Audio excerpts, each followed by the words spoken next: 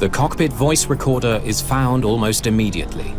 It should have captured everything the pilots said in the cockpit.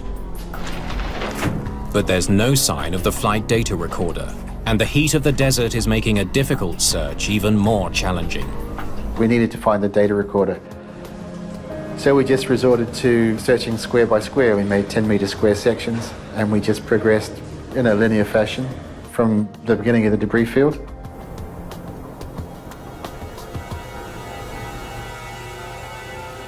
Meanwhile, investigators hope the cockpit voice recorder will provide some leads.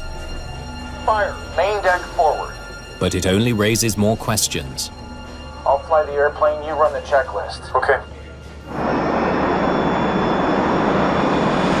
Back 2 and 3 off. The recording shows the crew reacted quickly, immediately engaging the onboard systems designed to contain a fire. Why couldn't they make it back to the airport? Those systems should prevent this from happening, but they didn't. I've got no oxygen. I can't breathe. The thing that stood out for me was the speed of the onset of the problems they faced. How does a fire get so out of control, uncontained, that the airplane is rendered almost unflyable and the crew is put at risk?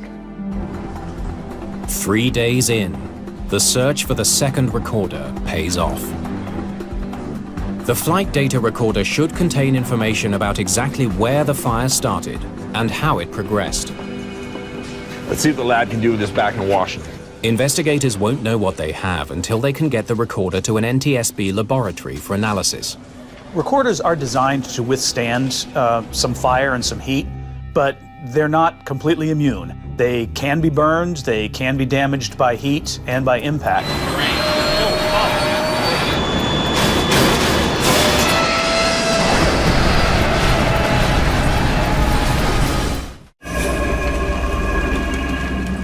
Beyond the outer edge of the wreckage field, investigators make an unexpected find.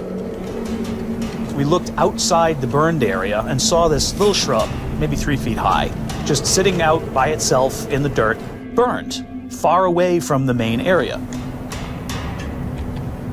Inside that bush was one small lithium battery that had burned, blown itself up, and shot out of the wreckage into the little bush. The small piece of evidence suggests a terrifying new theory. The cargo manifest reveals UPS-6 had dozens of shipments of lithium batteries or consumer electronics that contain them. 81,000 batteries. That's a lot of hazardous cargo. Once we'd got the cargo manifest and seen the total volume of these batteries that were on board, we were heading in the right direction. Lithium batteries are extremely flammable. They can provide up to 10 times the energy of regular alkaline batteries, which is why they last longer in electronics. But their volatile chemical composition means they can burst into flames if they're damaged. Is that what happened in the cargo hold of UPS Flight 6? Joseph Panagiotou is a fire and explosives expert for the NTSB. There's been instances where they're trying to load a pallet of cargo which contains a lot of batteries and it catches on fire at the airport before getting onto the airplane. So we're aware that that is a possibility. You can't automatically conclude that that's what it is, but it's one of the prime suspects. Demand for lithium batteries has never been higher. Several billion are manufactured and shipped around the world every year. Lithium batteries are on everything that we do. They're in our cars, they're in our homes, they're in every airplane we get on, they are everywhere. At a testing facility in the United States, Straker runs lab tests to explore just how flammable lithium batteries can be. The results are astonishing. When they heat a single box containing 100 batteries, it quickly ignites, sending up flames that reach temperatures of 2,000 degrees Fahrenheit. We were completely surprised at how a small AA-sized lithium battery would overheat and then vent and practically just explode into a problem which you couldn't contain.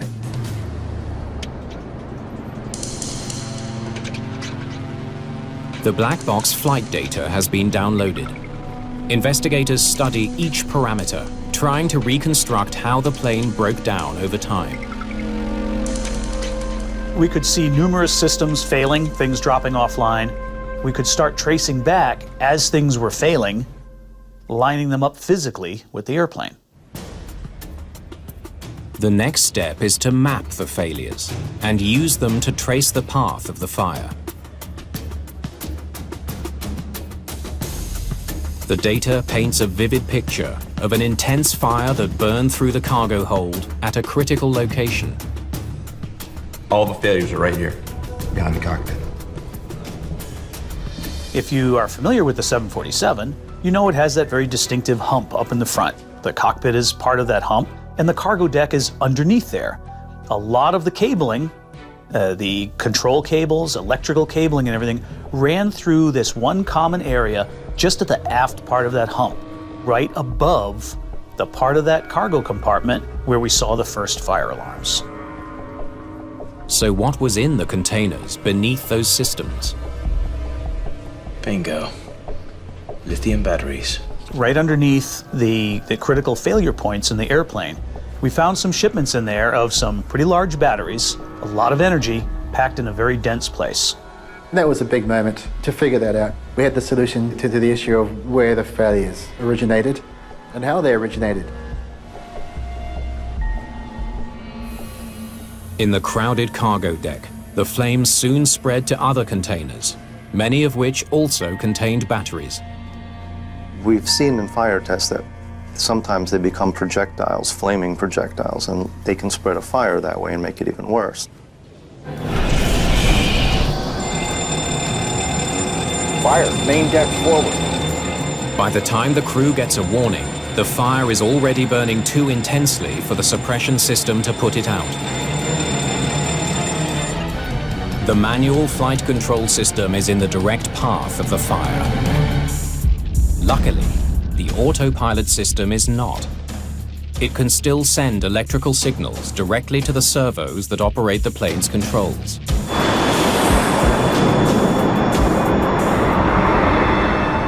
But when the pilot switches off the autopilot, the plane becomes nearly impossible to fly. I have no pitch control of the airplane. Fire quickly destroys more systems, including the captain's oxygen supply and the landing gear controls. I have no gear. But Straker believes the tragedy would have been even worse if not for the final actions of the first officer. 300 feet, any runway is available. At the last moment, in a plane he could barely control, If able, climb immediately. Climb immediately! he manages to narrowly avoid a suburb of Dubai.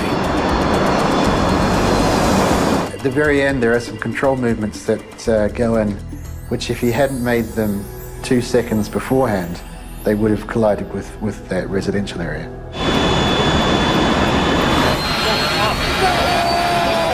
He knew what was in front of him, and he also knew from the ground proximity warning system that time was running out.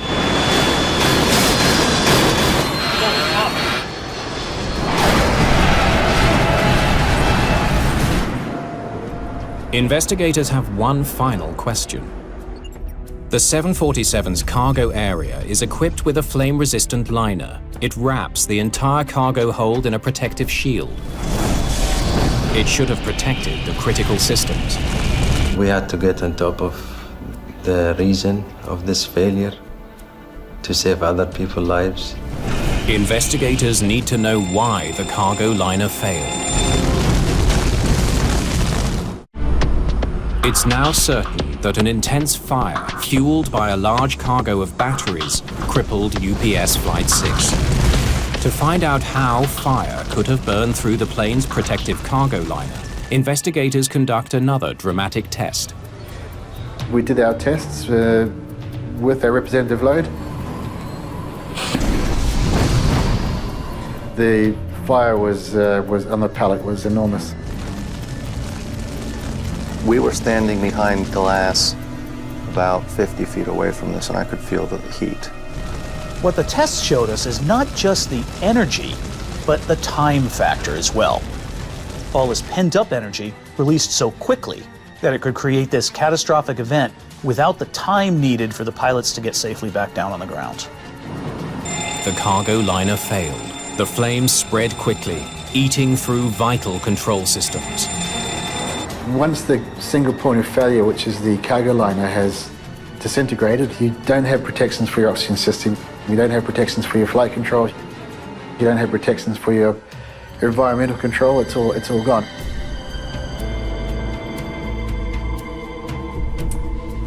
It all came down to a single point of failure. We never thought that a new aircraft could have such failure, or nobody thought of these failures would happen. The final report highlights the need for better smoke detectors and fire extinguishers in cargo holds. It also calls for new fire-resistant cargo containers. The final report for UPS-6 came up with 36 safety recommendations. This number talks by itself on the depth of the safety lessons which we learned from this accident. One of the big changes that's already occurring in the cargo industry is the concept of container-level fire detection.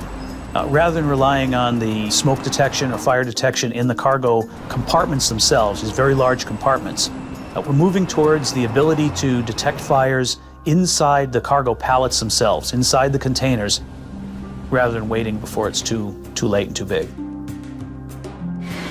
At UPS, the entire company mourned the loss of their colleagues. Even before the report came out, they took steps to keep their pilots safer. The company is testing a new cargo container that can withstand a 1,200-degree fire for up to 4 hours. That type of containment capability will allow our people, as well as anyone in the world, to safely get an aircraft on the ground no matter where they're flying. UPS has also improved safety in the cockpit. We've implemented full-face oxygen masks, which can be placed on our pilots with one hand. 3 seconds gives them more time to respond to perhaps a smoke-filled cockpit. We also will be the first international carrier to install EVAS, which is the Enhanced Vision Assurance System. The new system creates a sealed air bubble for the pilots that allows them to see both their instruments and the view ahead if the cockpit ever fills with smoke.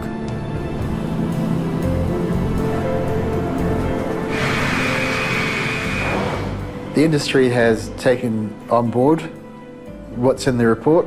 They're addressing the risk clearly. There's a general public awareness that the batteries now can pose a serious risk.